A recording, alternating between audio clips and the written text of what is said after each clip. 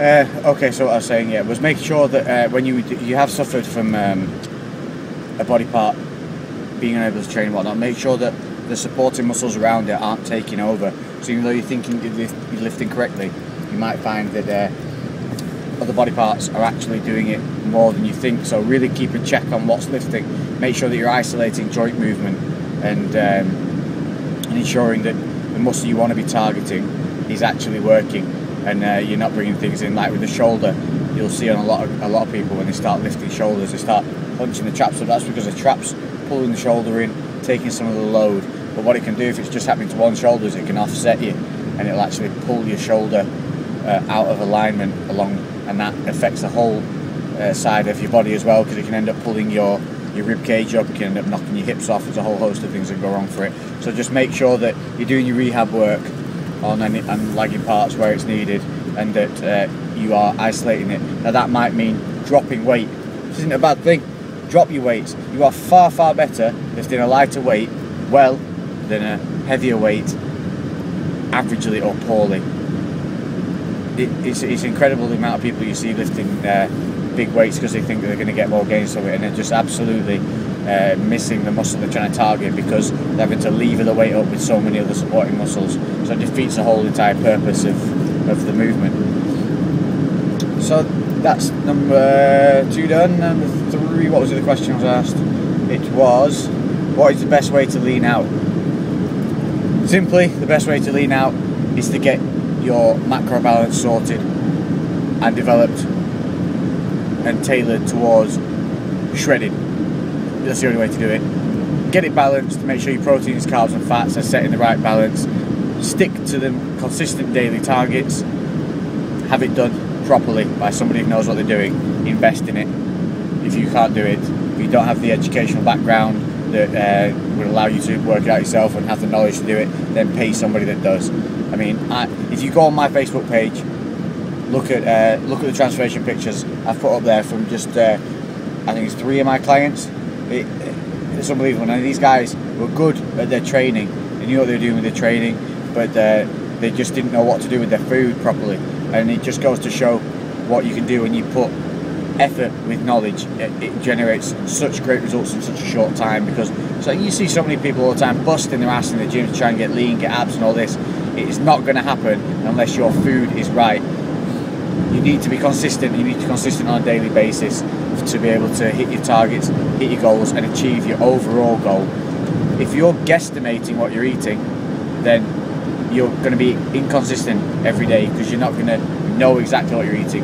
When you know exactly what you're eating, you can keep it absolutely on target every day without fail, and that's what will generate results, because day after day after day you gain that 10%, that 10%, that 10%, so you get your end of the week result every week. Whereas when you're guesstimating, you could be off under one day, over another day, over again, under it, you just don't know. So you end up being inconsistent, you end up being over or short all the time. So your end of your 7-day cycles of calorie intake are different week to week, and the consistency is lost. So again, getting lean is about losing body fat, not so much about losing weight. It's about losing your body fat. So you should be maintaining muscle. When you're getting lean, your training should not change other than adding maybe a little bit more cardio in, but your weights, your intensity and your energy levels should not be affected in the gym. If they are, you're doing something wrong, because when you're trying to get shredded, you should be keeping muscle and losing fat. If you're getting weaker, you're losing muscle. Simple. And that's what most guys do, is they put themselves on so strict a diet that they cut out, they go low carb, they go low fat. That is a terrible way of doing things. Number one, especially for people who aren't hormonally supported, your testosterone levels and hormone levels are massively impacted if you drop your fats too low and your carbs too low, both together. Even if you drop your fats too low just on their own and keep your carbs up, it can still have a very negative effect. So things have to be in a balance. High protein, low everything else is wrong. It doesn't have to work like that. Well, the idea is, for when you're leaning, is to maximise the amount of food you can eat that still allows you to drop the body fat and that's what you're doing, because you support your body as much as you physically can while still causing it to lose that body fat. So you have to tailor your macros to tell your body in a biological sense to hold muscle and drop fat, and that only works if you have your macros in a calculated balance.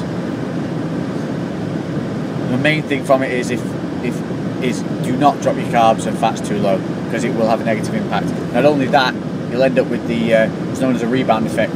Now, if you put your body into a starvation mode by going too low carb and fat, what happens is your body goes into an emergency state, and then when you come out of that and you start eating normally again, you'll put weight back on. Your body will hold on to fats harder because you put yourself into starvation state. So those fat stores you were trying to get rid of, that you think you've dropped, haven't dropped. What you've more than likely lost is muscle and water. And when you start eating again, you'll put back on the weight plus an 8% rebound, which is why yo-yo dieters end up increasing in weight over the years, because they endlessly go into starvation and get an 8% rebound. Starvation, 8% rebound.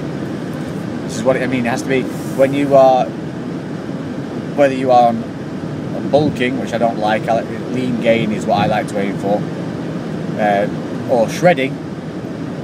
There's no difference in foods as such, it's just the levels of the food that you're eating. Training should stay the same, your food sources can stay the same, but the level of those sources has to change, because to lose weight, the basics of it is it's calories in, calories out, but the breakdown of those calories into your macros is what's hugely important. If you want it done correctly, and you don't or aren't on the route of being educated in the field of nutrition, pay someone to do it. It will cost you as much as it costs you to buy a ton of protein for a month, yet it will benefit you for years. Do it. Sign up somebody.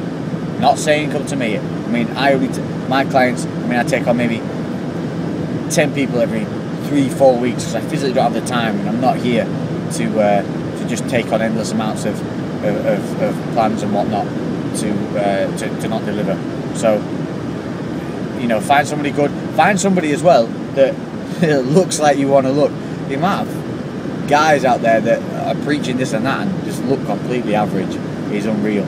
So make sure, you know, the person you're talking to looks like they at least know what they're talking about, and look at the reviews, look at what people have said, look at the results that they've gained previously.